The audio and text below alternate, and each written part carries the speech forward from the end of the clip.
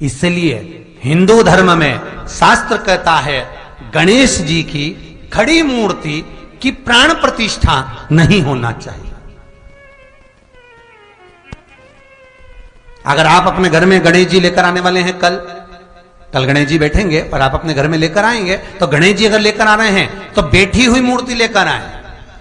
और गणेश जी लाएं मना नहीं है, गणेश जी जब लेकर आए तो घर में बिठाने के लिए ला रहे हैं तो राइट सूंड का गणेश लेकर आए, सीधी हाथ का।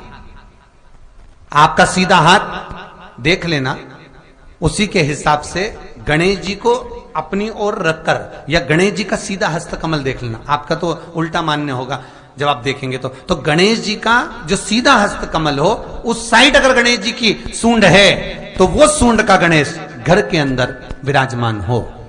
उल्टी सूंड का गणेश, लेफ्ट सूंड का गणेश, ये गणेश व्यापार, व्यवसाय, फैक्ट्री, दुकान, बिजनेस, ऑफिस जगह पर विराजमान हो। बहुत ध्यान देना, उल्टी सूंड के गणेश बहुत कम बनते हैं। क्यों कम बनते हैं? इसका शास्त्रीय प्रमाण है। कभी किसी मूर्तिकार के पास जाना और मूर्तिकार के पास जाकर पूछना, भैया तुम उल्टी सूंड का गणेश क्यों नहीं बनाते? जितने भी बनते सीधी सूंड के बनते।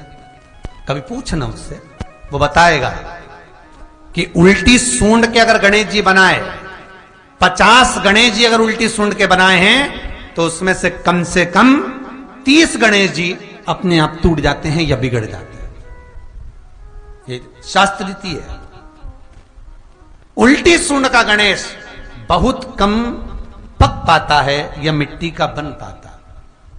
और यदि आपने अपने हाथों से भी उल्टी सूंड का गणेश मिट्टी का बनाया तो 10 दिन पूजन करोगे, 10 दिन के अंदर वो मूर्ति, वो सूंड, वो गणेश जी चटक जाएंगे।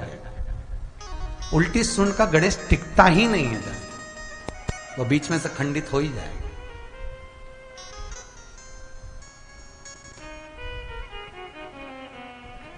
वो तो स्वयं गणेश जी कृपा करें, स्वयं विनायक कृपा करें और उल्टी सूंड के गणेश जी अपने को मिल जाएं और वो गणेश जी हमारे घर में आ जाएं तो वो फिर नहीं चटकते। 50 गणेश जी बनाए, उसमें से 30 बेकार निकल जाएंगे। 30 की सूंड टूट जाएगी, हाथ टूट जाएगा, कहीं पांव टूट जाएगा, कहीं खंडित हो जाएगा। आप देखना, आप भी अगर बाजार जा रहे हो गणेश जी लेने के लिए तो आप देखना, उल्टी सूंड का गणेश जी लोगे तो कहीं ना कहीं हाथ नबा होगा, कहीं पांव नबा होगा, कहीं पीठ नबी होगी, कहीं कुछ खंडित होगा, कुछ ना कुछ उसमें मिस्टेक मिलेगी ही, यह पक्का है। और ना मानो तो आपके नगर में भी जाकर देखो, आप तो गणेश जी लेने जाओगे ना तो विचार करना, शिव कथा सुन रहे हो कि गलत है कि सही, आप देखना जाकर। सीधी सूंड के गणेश जी देखोगे तो खंडित कम मिलेंगे, पर उल्टी सूंड का अगर गणेश जी ढूंढोगे तो कहीं हाथ की उंगली, कहीं पांव, कहीं पीठ, कहीं कमर, कुछ ना कुछ उसमें कमी मिलेगी ही, ये पक्का। शिव महापुराण कहती है, गणेश पुराण कहती है, क्योंकि सीधी सूंड के गणेश जी को मनाने के लिए महाराज मंत्र की 50 माला करना पड़ती है। तो समझ लो उल्टी सूंड के गणेश जी को मनाने के लिए मात्र 5 माला में भगवान गणेश प्रसन्न हो जाते हैं, अर्थात उल्टी सूंड का गणेश शीघ्र प्रसन्न होता है। महाराज भगवान बैठ गए गणेश जी महाराज, इसलिए हमारे हिंदू रीति शास्त्र रीति कहती है गणेश जी जब जब खड़े होते हैं तब तब संहार करते हैं। गणेश जी जब जब खड़े होते हैं तब तब किसी ना किसी का संहार करते हैं। और गणेश जी जब बैठे रहते हैं तो सुख, समृद्धि, वैभव, आनंद, संपदा प्रदान करते रहते हैं। यहां तक जो जीवात्मा मर कर आती है, जो जीवात्मा भगवान गणेश के सम्मुख में आकर प्रथमता में खड़ी होती है, उस जीवात्मा के सम्मुख खड़े होने पर गणेश जी उसका फल भी प्रदान कर देते हैं। जा, मैं तुझे, तू मेरे सामने खड़ा है, मैं तुझे ये सुख देता हूं, जा। तो गरुड़ पुराण कहती है सबसे पहले वो जीवात्मा शिव से होते हुए, कालों के काल महाकाल से होते हुए सीधे विनायक के पास गणेश जी महाराज बैठते अपने सिंहासन पर लेखनी लेकर, उसका भाग्य पढ़ते हैं। स्वयं चित्रगुप्त महाराज गणेश जी के सम्मुख में भाग्य पढ़ने के लिए पोथी देते हैं, लेखनी पढ़ी है प्रभु। और गणेश जी महाराज जब भाग्य पढ़ना प्रारंभ करते हैं तो क्या देखते हैं श्री गणेश जी महाराज कि इसके भाग्य में बहुत सारा दुख भोगना लिखा है। तो गणेश जी की आंख में जल भर जाता है। गणेश जी उसके दुख को कैसे न कैसे छान कर शिव की आराधना इसने करी है। शंकर को एक लोटा पानी चढ़ाया है, शिव को दीप जलाया है, शंकर को बेलपत्र चढ़ाई है। तो गणेश जी महाराज अपने पिता का स्तमन करते हुए उसके जितना नरक का भोग उसको भोगना है उसमें से आधा श्री विनायक श्री गणेश जी महाराज कम कर देते हैं। ऐसे श्री गणेश जी महाराज, इसीलिए शास्त्र कहे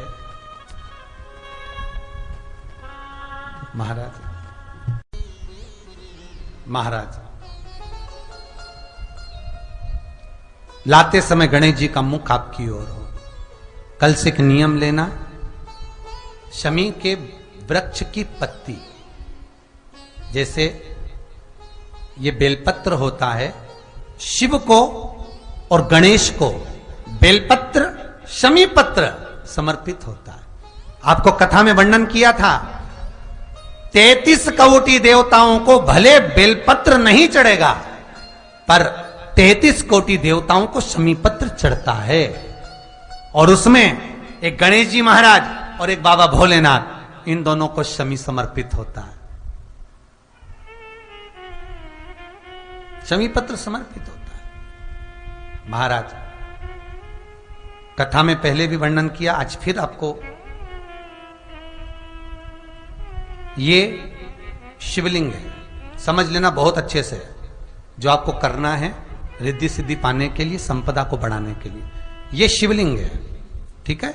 ये गोल जलाधारी है, ये चरण से जल नीचे गिरता है। शंकर जी का पूरा परिवार शिवलिंग के आसपास में है।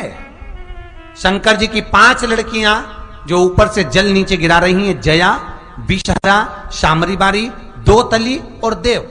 ये शंकर जी की 5 लड़कियां जिनका नाम लेकर सोने से रात्रि में नींद अच्छी आती है। एक एक बूंद जो ऊपर से गिरा रही हैं, ये शिव की 5 बेटी।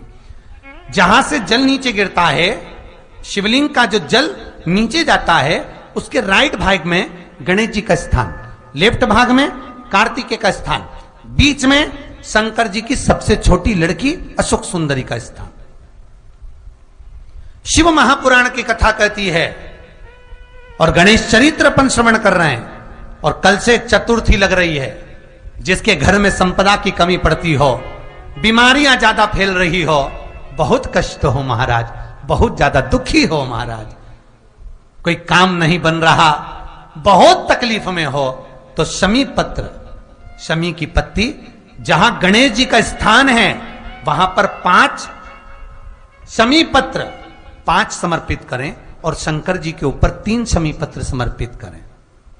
बहुत ध्यान देना, 5 शमी पत्र, 3 शमी पत्र शिवलिंग के ऊपर समर्पित करें। एक शमी पत्र शंकर जी की चौखट पर लेफ्ट भाग में, जाते समय आपका उल्टा हाथ, जब मंदिर से निकलो तो उल्टे हाथ पर लेफ्ट भाग में शंकर जी की चौखट पर समर्पित करें एक शमी पत्र। और महाराज घी का दिया जहां लेफ्ट भाग में आपने शमी पत्र रखा है, मंदिर में ना दिया लगाकर बाहर की ओर जहां शमी पत्र रखा है उसके ठीक साइड में एक घी का दिया लगा दीजिए। केवल गणेश चतुर्थी से लेकर अनंत चतुर्दशी तक गणेश पुराण कहती है भगवान गणेश जी का, मोर ध्वज का, मयूर ध्वज गणेश का नाम लेकर जो ये दीप शमी पत्र चढ़ा देता है, उसके घर से कभी रिद्धि सिद्धि नहीं जाती, वैभव प्रतिष्ठा नहीं जाती। कर कर देखना, अगले साल तक आपका व्यापार कितना चलता है हमको बताना जरूर, करके देखो एक बार। गणेश पुराण का, शिव महापुराण का ये प्रसंग करिए, जीवन में उतारिए। चतुर्थी से लेकर अनंत चतुर्दशी तक गणेश जी का मूल स्थान, आपको गणेश जी की मूर्ति पर चढ़ाने का नहीं बोल रहा है। क्यों नहीं बोल रहा है? क्योंकि गणेश जी की आप प्रतिष्ठा करोगे तो वो टेम्परेरी है, 10 दिन के लिए कर दिया, फिर वापस विसर्जन कर दिया। पर जहां शंकर मंदिर में बैठ गए, शिवलिंग स्थापित हो गया, वहां ना जाने कितने समय से शंकर की आराधना हो रही है, वहां गणेश जी सदा विराजमान है, सदा आराधना कर। और देखो ये 10 दिन में अगर आपने शमी पत्र बिल्कुल मन से समर्पित करा है ना, तो मेरा विश्वास कहता है, शिव महापुराण का, मेरे बाबा विश्वनाथ की कृपा कहती है, मेरा मन कहता है 10 दिन के अंदर आप शमी चढ़ाएंगे ना, तो कुछ ना कुछ अच्छी खबर जरूर मिलेगी, ये पक्का है। पर हमें बताना जरूर, व्हाट्सएप पर हो, मैसेज जरूर करना कि क्या फायदा हुआ आपको 10 दिन के अंदर, बोलना जरूर, कर देखिए। शिव स्मरण, भगवान गणेश जी विराज। तीसरा क्रम, गणेश जी की मूर्ति जब लेकर आओ तो गले में जनेऊ के रूप में या कमर पर सर्प जरूर होना चाहिए। गणेश जी की मूर्ति में जनेऊ के रूप में सांप हो या कमर पर बंधा हुआ सांप हो, वो गणेश जी संपदा देने में पीछे हटते ही नहीं। गणेश जी की मूर्ति में कंधे पे जनेऊ के रूप में सांप हो या पेट पर कमर पर सांप बंधा हो, वो संपदा देने में कमी नहीं रखेंगे। अपार संपदा उनकी आराधना। देवताओं के सम्मुख में क्या है और देवताओं के पीछे क्या है, गणेश जी के सम्मुख में क्या है, गणेश जी के पीछे क्या है, वो ध्यान दीजिएगा कथा।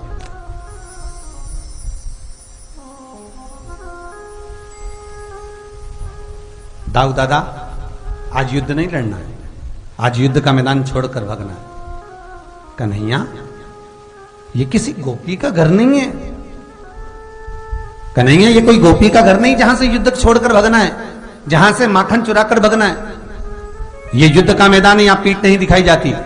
भगवान कृष्ण कहते हैं, दाऊ दादा, ये सब बात की बात है, पर कुछ भी हो भागना पड़ेगा। क्यों दाऊ दादा? जब मैं भागूंगा, मेरे पीछे पीछे कालियावन भागेगा, मेरी पीठ का दर्शन करेगा, तो इसने जिंदगी में जितने पुण्य करे होंगे, जितना दान करा होगा, जितना सत्कर्म करा होगा, सारा की सारा वो छिन्न हो जाएगा, समाप्त हो जाएगा। आज के जमाने में एक फैशन चल गया, लोग मंदिर जाते हैं दर्शन करने के लिए, जितने आगे प्रणाम नहीं करते उतने मंदिर की दीवार को प्रणाम करते, पीछे माथा भड़कते, पीछे प्रणाम करते।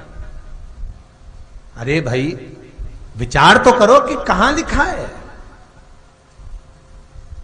किस शास्त्र में वर्णन किया गया कि मंदिर के पीछे प्रणाम करो। भगवान युद्ध का मैदान छोड़कर भागे, कालियावन पीछे पीछे भागा।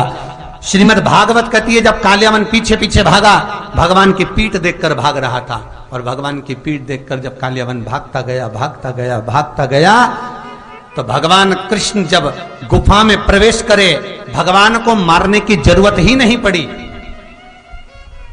मुचकुंद के नेत्र खुले और कालियावन जलकर भस्म हो गया।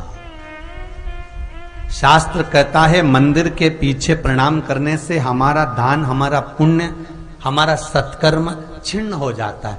परिक्रमा करो, मना नहीं है। आप तुलसी की परिक्रमा करो, बड़ की परिक्रमा करो, आप पीपल की परिक्रमा करो, आंवले की परिक्रमा करो, शमी वृक्ष की परिक्रमा करो, बेलपत्र की परिक्रमा करो, आपको मना नहीं है। किसी मंदिर की परिक्रमा करो, मना नहीं है।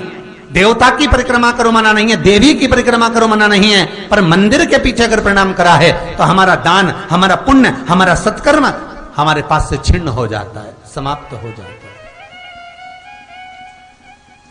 गणेश चरित्र को श्रवण